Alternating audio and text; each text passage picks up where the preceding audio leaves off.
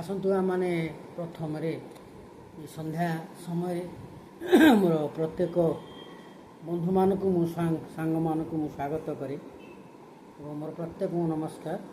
ଆସନ୍ତୁ ଆମମାନେ ପ୍ରାର୍ଥନା କରିବା। ଦୟାଳୁ ସ୍ୱର୍ଗୀୟ ପିତା, ଧନ୍ୟବାଦ ଦେଉଛୁ ତୁମର ଉପସ୍ଥିତି ପାଇଁ। ପ୍ରଭୁ ତୁମର ବାକ୍ୟ ଆମମାନେ ଦେଖିବି ପ୍ରଭୁ ବର୍ତ୍ତମାନ ଦୟାକରି ତୁମର ପବିତ୍ର ବାକ୍ୟ ପ୍ରଭୁ ସମସ୍ତ ବିଷୟ ପ୍ରଭୁ ପ୍ରାଞ୍ଜଳ ଭାବରେ ବୁଝେଇବା ନିମନ୍ତେ ଏବଂ ଆମମାନେ ସମସ୍ତେ ବୁଝିବା ନିମନ୍ତେ ସହାୟତା ଦିଅ। ଧନ୍ୟବାଦ। ସେହି ସମସ୍ତ ପ୍ରାର୍ଥନା କେବଳ ତ୍ରାଣକର୍ତ୍ତା ପ୍ରଭୁ ଯୀଶୁଙ୍କ ନାମରେ ମାଗି ଆମେନ୍। ପ୍ରିୟ ବନ୍ଧୁଗଣ, ଆସନ୍ତୁ ଆମମାନେ ପଢ଼ିବା ତାର ପ୍ରଥମ ଯୋହନ ତାର 5 ଅଧ୍ୟାୟ ପଢ଼ିବା। ଆମେ 11 ପଦ 12 ପଦ ପଢ଼ିବା। 10 ପଦ 11 ପଦ 12 ପଦ। ଯେ ଈଶ୍ୱରଙ୍କ ପୁତ୍ରଙ୍କ ଠାରେ ବିଶ୍ୱାସ କରେ ସେ ଆପଣାର ଅନ୍ତରରେ ଏହି ସାକ୍ଷ୍ୟ ପାଇଅଛି ଯେ ଈଶ୍ୱରଙ୍କ ସାକ୍ଷ୍ୟ ବିଶ୍ୱାସ କରେ ନାହିଁ ସେ ତାହାଙ୍କୁ ମିଥ୍ୟାବାଦୀ କରିଅଛି। କାରଣ ଈଶ୍ୱର ଆପଣା ପୁତ୍ରଙ୍କ ବିଷୟରେ ଯେଉଁ ସାକ୍ଷ୍ୟ ଦେଇଛନ୍ତି ସେଥିରେ ସେ ବିଶ୍ୱାସ କରେ ନାହିଁ। ସେହି ସାକ୍ଷ୍ୟ ଏହି ଯେ ଈଶ୍ୱର ଆମମାନଙ୍କୁ ଅନନ୍ତ ଜୀବନ ଦେଇଅଛନ୍ତି, ପୁଣି ସେହି ଜୀବନ ତାହାଙ୍କ ପୁତ୍ରଙ୍କ ଠାରେ ଅଛି। ଯେ ପୁତ୍ରଙ୍କୁ ପାଇଅଛି ସେ ଜୀବନ ପାଇଅଛି। ଯେ ଈଶ୍ୱରଙ୍କ ପୁତ୍ରକୁ ପାଇନାହିଁ ସେ ଜୀବନ ହିଁ ପାଇନାହିଁ। ମୋର ପ୍ରିୟ ବନ୍ଧୁଗଣ, ଆମେ ଏଠି ଦେଖୁଛୁ ଯେ ପରମେଶ୍ୱରଙ୍କର ବାକ୍ୟ ଆମମାନଙ୍କୁ ଆଜି କ'ଣ ପ୍ରକାଶ କରେ। ଆମମାନେ ଅନେକ ସମୟରେ ଆମେ ପରମେଶ୍ୱରଙ୍କର ବାକ୍ୟ ଅନେକ ପ୍ରଭୁଙ୍କ ଲୋକମାନଙ୍କଠାରୁ ଶୁଣୁଛୁ, ପଢ଼ୁଛୁ, ଜାଣୁଛୁ। ତଥାପି ଆମମାନେ ଅନେକ ଲୋକମାନେ ସେମାନେ ହେ ଜ୍ଞାନ କରନ୍ତି ବାକ୍ୟ, ସମସ୍ତେ ନୁହେଁ, ସେମାନେ ଖାତିର କରନ୍ତି ପରମେଶ୍ୱରଙ୍କର ବାକ୍ୟ। ଏଠି କିନ୍ତୁ ବିଶ୍ୱାସୀ ମାନେ ସେମାନେ ଯେଉଁମାନେ ନୂଆ ବିଶ୍ୱାସୀ ହେଉଛନ୍ତି ଆଜିକାଲି ଜଗତରେ, ସେମାନେ ପରମେଶ୍ୱରଙ୍କ ବାକ୍ୟ ଉପରେ ଭରସା ବିଶ୍ୱାସ କରନ୍ତି। ତେବେ ପ୍ରତିଦିନ ଲୋକମାନେ ଯେତେବେଳେ ବିଶ୍ୱାସ କରୁଛନ୍ତି ଯୀଶୁଙ୍କ ଠାରେ, ସେମାନେ ବିଶ୍ୱାସ କରନ୍ତି ପ୍ରଭୁଙ୍କର ବାକ୍ୟ। ଆଜି ଆମମାନଙ୍କୁ ଦିଆଯାଇଛି ପରମେଶ୍ୱରଙ୍କର ବାକ୍ୟ ଏ ଜଗତରେ।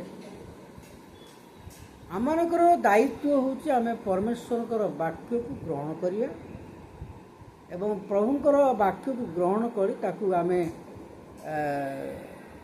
ପାଳନ କରିବା। ଏଠି ଆମେ ଦେଖିଲୁ ପ୍ରଥମ ଯୋହନ ତାର 5 ଅଧ୍ୟାୟ ଲେଖା ଅଛି। 5 ଅଧ୍ୟାୟ 10ରୁ ଆମେ 10 ପଦ ଦେଖିବା ଯେ ଈଶ୍ୱରଙ୍କ ପୁତ୍ରଙ୍କ ଠାରେ ବିଶ୍ୱାସ କରେ ସେ ଆପଣାର ଅନ୍ତରରେ ଏହି ସାକ୍ଷ୍ୟ ପାଇଅଛି। ଯେ ଈଶ୍ୱରଙ୍କ ପୁତ୍ରଙ୍କୁ ବିଶ୍ୱାସ କରେ ମାନେ ଈଶ୍ୱରଙ୍କ ପୁତ୍ର ପ୍ରଭୁ ଯୀଶୁଖ୍ରୀଷ୍ଟଙ୍କୁ ବିଶ୍ୱାସ କରେ ସେ ଅନ୍ତରରେ ଏହି ସାକ୍ଷ୍ୟ ପାଇଅଛି ଯେ ଈଶ୍ୱରଙ୍କ ସାକ୍ଷ୍ୟ ବିଶ୍ୱାସ କରେ ନାହିଁ ସେ ତାଙ୍କୁ ମିଥ୍ୟାବାଦୀ କରିଅଛି। ଯେ ଈଶ୍ୱରଙ୍କ ସାକ୍ଷ୍ୟକୁ ଅନେକ ଆଜି ପରମେଶ୍ୱରଙ୍କର ଲୋକମାନେ ସେମାନେ ସାକ୍ଷ୍ୟ ଦିଅନ୍ତି, ଆଉ ସେଇ ସାକ୍ଷ୍ୟ ସତ୍ୟ ସାକ୍ଷ୍ୟ। ତେଣୁ ସେଇ ସାକ୍ଷ୍ୟ ଲେଖା ଅଛି ଯେ ଈଶ୍ୱରଙ୍କ ସାକ୍ଷ୍ୟ ବିଶ୍ୱାସ କଲା ନାହିଁ ସେ ହେଉଛି ମିଥ୍ୟାବାଦୀ। ଯେ ଈଶ୍ୱରଙ୍କ ବାକ୍ୟକୁ ବିଶ୍ୱାସ କରୁନାହିଁ ବା ଈଶ୍ୱରଙ୍କର ସାକ୍ଷ୍ୟ ବିଶ୍ୱାସ କରୁନାହିଁ ସେ ସମ୍ପୂର୍ଣ୍ଣ ମିଥ୍ୟାବାଦୀ। ସେ ତାହାଙ୍କୁ ମିଥ୍ୟାବାଦୀ କରିଅଛି। କାରଣ ଈଶ୍ୱର ଆପଣା ପୁତ୍ରଙ୍କ ବିଷୟରେ ଯେଉଁ ସାକ୍ଷ୍ୟ ଦେଇଅଛନ୍ତି ସେଥିରେ ସେ ବିଶ୍ୱାସ କରିନାହିଁ। ଈଶ୍ୱର ଆପଣା ପୁତ୍ରଙ୍କ ମାନେ ପ୍ରଭୁ ଯୀଶୁଖ୍ରୀଷ୍ଟ ହେଉଛନ୍ତି ଆପଣର ଅଦ୍ୱିତୀୟ ପୁତ୍ରକୁ ସେ ଦାନ କଲେ। ସେଇ ଅଦ୍ୱିତୀୟ ପୁତ୍ର ପ୍ରଭୁ ଯୀଶୁଖ୍ରୀଷ୍ଟଙ୍କ ଠାରେ ସେ ବିଶ୍ୱାସ କରି ନଥିବାରୁ ତାଙ୍କୁ ମିଥ୍ୟାବାଦୀ କୁହାଯିବ। ଆମେ ଏଠି ଦେଖୁଛୁ 11 ପଦ, ସେହି ସାକ୍ଷ୍ୟ ଏହି ଯେ ଈଶ୍ୱର ଆମ୍ଭମାନଙ୍କୁ ଅନନ୍ତ ଜୀବନ ଦେଇଅଛନ୍ତି। ଆମମାନଙ୍କୁ ସେଇ ସ୍ୱର୍ଗ ରାଜ୍ୟର ଜୀବନ ଆଉ ଯେଉଁ ଅନନ୍ତ ଜୀବନ ଦେଇଅଛନ୍ତି ବା ସେଇ ମୁକ୍ତିର ଜୀବନ ଦେଇଅଛନ୍ତି। ଆଉ ଲେଖା ଅଛି ପୁଣି ସେଇ ଜୀବନ ତାହାଙ୍କ ପୁତ୍ରଙ୍କ ଠାରେ ଅଛି। କାହାଠାରେ ଅଛି? ତାହାଙ୍କ ପୁତ୍ରଙ୍କ ମାନେ ପ୍ରଭୁ ଯୀଶୁଙ୍କ ଠାରେ ସେଇ ଅନନ୍ତ ଜୀବନ ଅଛି। ପୁଣି ଲେଖା ଅଛି 12 ପଦ, ଯେ ପୁତ୍ରଙ୍କୁ ପାଇଅଛି, ତା ମାନେ ଯେ ଯୀଶୁଙ୍କୁ ପାଇଅଛି ସେ ଜୀବନ ପାଇଅଛି। ଯେ ଯୀଶୁଙ୍କୁ ପାଇଅଛି ସେ ଜୀବନ ପାଇଅଛି। ଯେ ଈଶ୍ୱରଙ୍କ ପୁତ୍ରଙ୍କୁ ପାଇନାହିଁ, ତା ମାନେ ଯେ ପ୍ରଭୁ ଯୀଶୁଖ୍ରୀଷ୍ଟଙ୍କୁ ପାଇନାହିଁ ସେ ଜୀବନ ହିଁ ପାଇନାହିଁ। ତେବେ ଆମମାନେ ଏଠି ଅନନ୍ତ ଜୀବନ ପାଇବା ନିମନ୍ତେ ଜଗତର ଲୋକମାନେ ଘୁରି ବୁଲନ୍ତି। ଜଗତର ଲୋକମାନେ ପୂର୍ବରୁ ପଶ୍ଚିମ ଉତ୍ତରରୁ ଦକ୍ଷିଣ ଘୁରି ବୁଲନ୍ତି, ଯଦ୍ୱାରା ସେଇ ମୁକ୍ତି ବା ସେ ଅନନ୍ତ ଜୀବନ ପାଇବା ପାଇଁ ଅନ୍ୟ ଦ୍ୱାରା ହେଇପାରେ ନାହିଁ। କାହିଁକି ନା ପ୍ରେରିତ 4:12ରେ ଆମେ ଯାହା ଦେଖୁଛୁ ଯେ ଅନ୍ୟ ଦ୍ୱାରା ହେଇପାରିବ ନାହିଁ, ଅନ୍ୟ ନାମ ଦ୍ୱାରା ହେଇପାରିବ ନାହିଁ, କେବଳ ଯୀଶୁଙ୍କ ନାମ ଦ୍ୱାରା ହେଇପାରିବ। ଯଦି ଆମେ ଦେଖିବା ଯୋହନ ତାର 2:25 ପଦ ଆମେ ପଢ଼ିବା, ସେଠି କ'ଣ ଲେଖା ଅଛି ଆମେ ଦେଖିବା।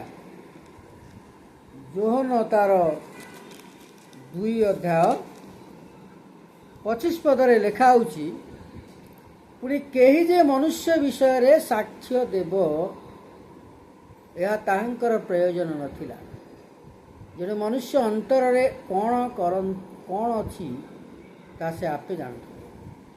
24 ପଦରେ ଆମେ ଦେଖୁଛୁ, କିନ୍ତୁ ଯୀଶୁ ସେମାନଙ୍କୁ ବିଶ୍ୱାସ ନ କରି ସେମାନଙ୍କଠାରୁ ଆପଣାକୁ ପୃଥକ ରଖିଲେ, କାରଣ ସେ ସମସ୍ତଙ୍କୁ ଜାଣୁଥିଲେ। ଯେ ଲୋକମାନଙ୍କର ପରମେଶ୍ୱରଙ୍କର ବାକ୍ୟ ଆଉ ସାକ୍ଷ୍ୟ ଉପରେ ବିଶ୍ୱାସ ନଥିବାରୁ ଯୀଶୁଖ୍ରୀଷ୍ଟ ଆପଣାକୁ ପୃଥକ ରଖୁଥିଲେ। ତେବେ ଆମମାନେ ଏଠି ଦେଖୁଛୁ ପ୍ରଥମ ଯୋହନ ପୁନର୍ବାର ଆମେ ଦେଖିବା ତାର 5:6 ପଦରେ ଲେଖା ହେଉଛି, ସେଇ ଯୀଶୁଖ୍ରୀଷ୍ଟ ଜଳ ଓ ରକ୍ତ ଦେଇ ଆସିଥିଲେ। କେବଳ ଜଳ ଦେଇନି, କିନ୍ତୁ ଜଳ ଓ ରକ୍ତ ଉଭୟ ଦେଇ ଆସିଥିଲେ। ଆଉ ଆତ୍ମା ମଧ୍ୟ ଏଥିର ସାକ୍ଷ୍ୟ ଦିଅନ୍ତି, କାରଣ ଆତ୍ମା ହିଁ ସତ୍ୟ। ଆତ୍ମା ସାକ୍ଷ୍ୟ ଦିଅନ୍ତି କାରଣ ଆତ୍ମା ହିଁ ସତ୍ୟ। ସେଇ ସତ୍ୟ ବାକ୍ୟକୁ ଆମେ ବିଶ୍ୱାସ କରିବା ଆବଶ୍ୟକ ରହିଛି। ଆଉ ଯୋହନ ଯଦି 8 ଆମେ ଦେଖୁଛୁ ଲେଖା ଅଛି ଯେ ସେଇ ସତ୍ୟ ଆମମାନଙ୍କୁ ମୁକ୍ତ କରିବ। କୌଣସି ଜଣେ ମିଥ୍ୟା ବିଷୟ କେବେ ମୁକ୍ତ କରିପାରିବ ନାହିଁ। ସେଇ ସତ୍ୟ ଏବଂ ସେଇ ସତ୍ୟ ବାକ୍ୟ ଆମମାନଙ୍କୁ ମୁକ୍ତ କରିଅଛି, ଆଉ ମିଥ୍ୟା ବାକ୍ୟ କେବେ ମୁକ୍ତ କରିବ ନାହିଁ। ତେବେ ଆଜି ଆମମାନଙ୍କୁ ପ୍ରଶ୍ନ ଯେ ସେଇ ସାକ୍ଷ୍ୟ ଏଇ ଯେ ଈଶ୍ୱର ଆମମାନଙ୍କୁ ଅନନ୍ତ ଜୀବନ ଦେଇଅଛନ୍ତି, 5 ପ୍ରଥମ ଯୋହନ 5:11 ପଦରେ ଯେଉଁ ଆମେ ଦେଖିଲୁ, ପୁଣି ସେଇ ଜୀବନ ତାହାଙ୍କ ପୁତ୍ରଙ୍କ ଠାରେ ଅର୍ଥାତ୍ ଯୀଶୁଖ୍ରୀଷ୍ଟଙ୍କ ଠାରେ ଅଛି। ଆମେ ସେଇ ଜୀବନ ଆମମାନେ ପାଇଅଛୁ କି? ଯଦି ଆମମାନେ ପାଇନାହୁଁ, ଆସୁ ଆମମାନେ